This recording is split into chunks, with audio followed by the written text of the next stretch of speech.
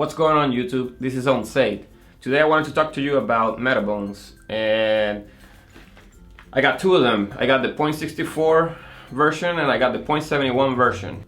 One of the most common setups that is being used right now is the GH5 with the Sigma 18-35mm lens f1.8. So in order to use this with the GH5, you need an adapter. Actually, I'm shooting right now with the Sigma and I got the .64 adapter installed on the GH5. I did some samples shooting with both of them. So in this video I'm shooting with the XL .64 at 4K, and as you can see there is no vignetting. This next video I'm shooting with the .64 at 1080p and there's no vignetting. This next video I'm shooting with the Ultra .71 at 4K and there's no vignetting.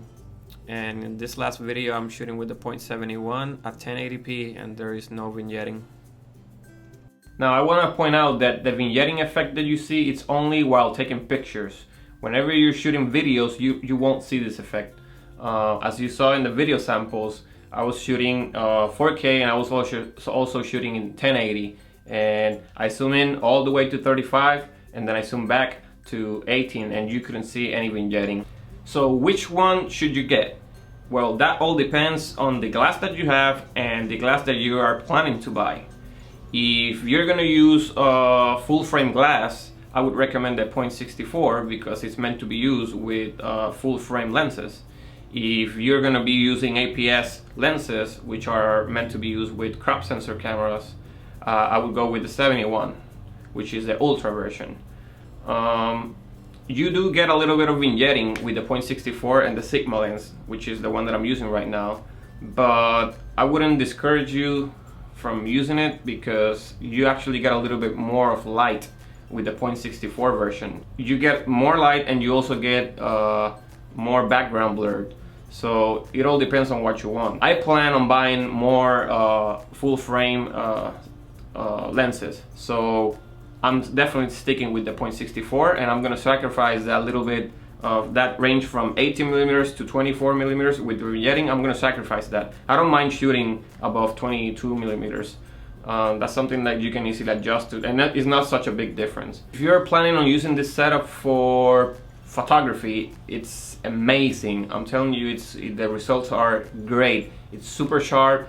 And some people think that when you use the adapter you're going to lose some quality. That's not the case. I've found that the quality is pretty much the same, if not better, because you get more background blur and you get more light, so you can shoot in better in low light situations. When using the XL version, which is the .64, you do get a little bit of vignetting when you zoom in all the way. For example, when you're shooting at 18mm, you will see a little bit of vignetting. When you move to probably 22mm, you're gonna start seeing the vignetting go away. Now for video, if you're planning on doing manual focus, I would recommend it.